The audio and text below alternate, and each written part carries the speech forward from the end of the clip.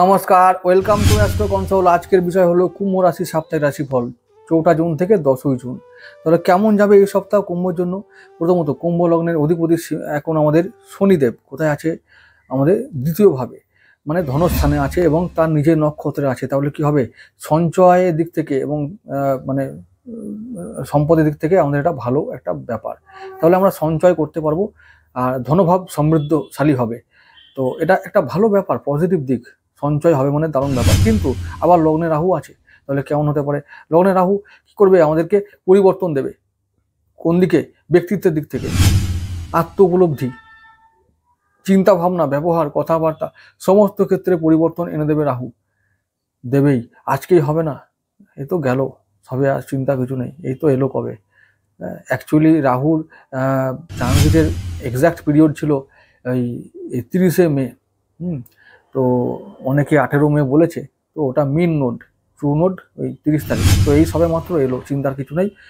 ফল তো তোমরা পাবে। যেটা বললাম, কি বললাম, যে চিন্তা ভাবনার পরিবর্তন, ব্যক্তিত্বের পরিবর্তন, সমস্ত কিছুতে একেবারে 180 ডিগ্রি পরিবর্তন তোমরা নিজেদের ক্ষেত্রে দেখতে পাবে। কি বললাম? নিজেদের ক্ষেত্রে পরিবর্তন দেখতে পাবে, উল্টো উল্টো পরিবর্তন, একেবারে নর্থ সাইড পোল সাইড, মানে সাউথ পোল, এরকম ব্যাপার।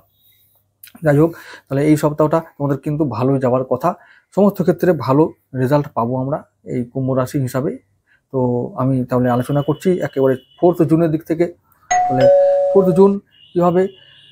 4 জুনটা আমরা দেখতে পাচ্ছি চন্দ্র থাকবে কোথায় আছে? আমাদের কন্যা রাশিতে। তাহলে কত নম্বর? ওটা ব্যাপার হলো 8 নম্বরে চন্দ্র থাক না, কোনো ব্যাপার না। উত্তর ফাল্গুনী নক্ষত্রে থাকবে, উত্তর ফাল্গুনী নক্ষত্র রবির। তাহলে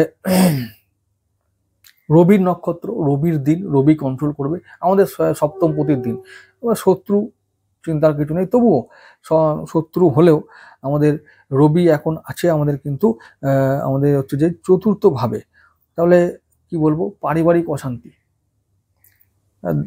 পারিবারিক অশান্তি এবং দাম্পত্য অশান্তি, মায়ের শরীর স্বাস্থ্যে অবনতি, বন্ধু বান্ধবের সঙ্গে মতান্তর। সেদিনটা কি করতে হবে? আমাদের একটু সাবধান থাকতেই হবে। কারণ আমাদের কোন কোন বিষয়ে, শরীর স্বাস্থ্য, বন্ধু বান্ধব, দাম্পত্য সম্পর্ক, পরিবার, মায়ের শরীর স্বাস্থ্য, এই সমস্ত ক্ষেত্রে আমাদের একটু সাবধান থাকতে হবে। যার সঙ্গে কথা বলবো খুব সাবধানে কথা বলবো এবং সাবধানে ব্যবহার করব, ব্যাস। তারপরে অন্য কিছু দিক থেকে বলবো, আয়, সঞ্চয়, ব্যবসা বাণিজ্য সমস্ত কিছুতে মিডিয়াম প্রভাব থাকবে, ভালো দিন। তো এই সমস্ত ক্ষেত্রে চিন্তার কিছু নেই। পরের দিন চলে যাব 5 জুন। চন্দ্র নিজের নক্ষত্রে থাকবে হস্তায়। তোমাদের চন্দ্র হচ্ছে যে তোমাদের হচ্ছে যে ষষ্ঠপতি থাকবে আমাদের অষ্টম ভাবে। সেদিনটাও কিন্তু খুব সাবধানে থাকতে হবে সমস্ত ক্ষেত্রে। ষষ্ঠ অষ্টম কানেকশন হচ্ছে, মানে ঋণ বাড়তে পারে, ব্যয় বাড়তে পারে।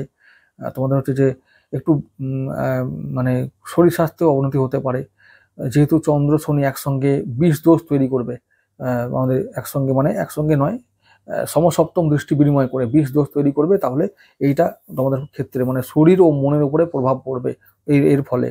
তাহলে 5 জুন আমি বলবো যে একটু সাবধান থাকতে হবে সমস্ত ক্ষেত্রে। ইনকাম, সঞ্চয়, আয়, ব্যয়, আমাদের ব্যবসা বাণিজ্য, কর্ম সমস্ত ক্ষেত্রে একটু সাবধানে চলাই ভালো। চলে যাব 6 জুন, শনিবার দিন। সেদিন তো শুক্রবার। 6 জুন আমাদের হচ্ছে যে চন্দ্র থাকবে মঙ্গলের নক্ষত্রে চিত্রায়, একেবারে নবম ভাবে, না সেদিন থাকবে কন্যায় থাকবে। সেদিনটা কিন্তু মঙ্গলের দিন। তো মঙ্গল আমাদের অমঙ্গল ডেকে আনতে পারে সমস্ত ক্ষেত্রে, যেহেতু মঙ্গল আমাদের হচ্ছে যে তৃতীয় পতি। তো তৃতীয় আর দিকে দশম, তাহলে কর্মস্থানে বাধা, কর্মক্ষেত্রে উন্নতি হবে না। সেদিনটা কর্মক্ষেত্রে গুপ্ত শত্রু তৈরি হবে, কর্মক্ষেত্রে আমরা একটু মানে বাধা পাবো এবং ব্যয় হতে পারে সেদিনটা আমাদেরকে শরীর স্বাস্থ্যের দিকেও নজর রাখতে হবে, শরীর খারাপ করতে পারে সেদিনে। তো আমাদের চিত্রার দিন মানে মঙ্গলের দিন একদম ভালো দিন নয়। তাহলে কি বলবো? তাহলে কি তোমরা বলতে পারো যে ওরে বাবরে, তাহলে ভালো দিন কি হলো রে বাবা? 4, 5, 6 দুটোই তো, 3টে দিনই তো খারাপ গেল, তাহলে কি হবে? আমি একটা কথা বলে রাখি, যে দিনের মধ্যে মানে কিছু কিছু দিন থাকে, সপ্তাহের মধ্যে কিছু দিন থাকে যেগুলো তোমাদের হয় না, সেরকমই ব্যাপার। ভালো মন্দ দুটোই হবে, তবে যেদিন এক একটা দিন থাকে, ভালো হলে খুব ভালো হয়, আবার দেখা যাচ্ছে মন্দ হলে খুব মন্দ হয়। কোন কোন দিকে মন্দ হবে সেইটুকুই আমাদের বলা কর্তব্য, তো সেটাই আমি বলছি। তাহলে ওই যে বললাম মঙ্গল তোমাদের কোন কোন ওই তৃতীয় পতি আর কর্মপতি, তো কর্মস্থানে বাধা আসতে পারে, শত্রুতা হতে পারে, মতান্তর হতে পারে, বসের সঙ্গে একটু অসুবিধা হতে পারে, ডেলি রুটিন ব্যাহত হতে পারে, তো সাবধান। আর তোমাদের হাতে চোট লাগতে পারে, সাবধান থাকবে। তো সেদিনটা আমাদের বুধ কি করছে, রাশি চেঞ্জ করে চলে যাবে কোন জায়গা থেকে, 4 থেকে 5-এ, তার মানে 4 নম্বর ঘর থেকে চলে যাবে 5 নম্বর ঘরে। তো মানে বৃষ রাশি থেকে মিথুনে যাবে, তো 5 নম্বর ঘর পঞ্চমপতি পঞ্চমে যাবে, মানে এটা সন্তানের জন্য ভালো, তো খুব খারাপ করবে না, সন্তানের জন্য এটা ভালো ফল আনবে বুধ। শিক্ষা প্রেম দেবে নতুন, এদের এই ক্ষেত্রে উন্নতি হবে, যোগাযোগ বাড়বে, বন্ধুত্ব বাড়বে, এটাই ভালো হবে। আবার যদি গাড়ি চালাই তো আমাকে সাবধানে থাকতে হবে, মঙ্গলের দিন ভাই, খুব সাবধান, হাতে চোট লাগতে পারে, এটা ভালো, এটা এটা খারাপ হতে পারে, এই ব্যাপারে খারাপ হবে। কর্মস্থানে বাধা পাবো, কারোর সঙ্গে তর্ক বিতর্ক করবো না, বাদ বিবাদ করবো না, ঝামেলা মিটে গেল, ব্যাস, যে যা করছে করুক, আমার দেখা দরকার নাই, এই হলো ব্যাপার। সুতরাং ভালো হবে না মন্দ হবে সবকিছু ডিপেন্ড করে আমাদের নিজেদের ওপরে, এটা মাথায় রাখো। চলে যাচ্ছি পরের দিন 7 জুন, সাথী নক্ষত্রে থাকবে, এই দিনটা ভালো দিন, চন্দ্র থাকবে একেবারে তুলায় এবং সাথী নক্ষত্রে, চরম উন্নতির দিন। চলো, যে কোনো ক্ষেত্রে জয়লাভ, যে কোনো ক্ষেত্রে সফলতা, সমস্ত ক্ষেত্রে জীবনের একদম আয় সঞ্চয়, ওদিকে হচ্ছে যে আমাদের দাম্পত্য, ব্যবসা বাণিজ্য, কর্ম, সমস্ত ক্ষেত্রে উন্নতি। আবার সেদিনে ইনকাম কেমন হবে, ফাটকা ইনকাম, চুটিয়ে ইনকাম করো একেবারে। নবমপতি মানে নবমপতি আমাদের এখন তৃতীয় ভাবে আছে, ইনকাম করো, চুটিয়ে ইনকাম করো। আর ওদিকে নবম ভাবে চন্দ্র থাকছে এবং রাহুর নক্ষত্রে চলে এসছে, একদম ঘড়ির কাঁটা রাহুর দিকে, একদম চলো ইনকাম করো, শেয়ার মার্কেট ফাটকা ইনকাম, জুয়া সাট্টা লটারি, যা কমিশন ভিত্তিক যা আছে দালালি ব্রোকারি, ফাটিয়ে দাও, ইনকাম করো, সেদিনটা এনজয় করো। রবিবার দিনটাও এনজয় করো, বেলা 2টো পর্যন্ত রাহু নক্ষত্র থাকবে, একবারে যে শনিবার দিন ইনকাম করেছো রবিবার দিন ফুটিয়ে দাও, ব্যাস, এই হলো ব্যাপার। না হলে রাহুর টাকা হজম করা খুব মুশকিল। ইনকাম করেছো শনিবার দিন আর রবিবার দিন বেরিয়ে খেয়ে দিয়ে ফুটিয়ে দাও, এনজয় করো, আর কিচ্ছু বলবো না। সেদিন 7 তারিখ আর 8 তারিখ তোমাদের দিন। চলে আসছি 9 তারিখে। 9 তারিখটা বিশাখা নক্ষত্রের দিন, মানে চন্দ্র থাকবে বিশাখায়, তারপরে আবার দিনের কিছুটা পরে আবার চলে যাবে অনুরাধায়। তাহলে এই দিনটাও তোমাদের দিন। তো কুম্ভ রাশির জন্য ভালো একটা দিন। কি হবে সেদিনটা হবে আমাদের আয় হবে, আয় বাড়বে, শরীর স্বাস্থ্য ভালো থাকবে, মন ভালো থাকবে।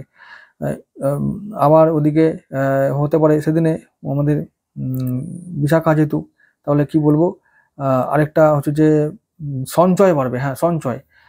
তো আবার এদিকে সন্তানের ক্ষেত্রে ভালো দিন, সন্তানের শিক্ষায় উন্নতি, সন্তানের সঙ্গে সম্পর্কে উন্নতি, সন্তানের শরীর স্বাস্থ্য উন্নতি এবং তার পড়াশোনায় উন্নতি, তোমাদের নিজেদের শিক্ষায় উন্নতি। সেদিনটা হবে যে কিন্তু একটা ব্যাপার হলো যে মাঝে মাঝে এদের মধ্যে দ্বন্দ্ব লাগতে পারে, তবু সেগুলো সাময়িক ব্যাপার, তোমাদেরকে হ্যান্ডেল করতে হবে বুদ্ধি দিয়ে।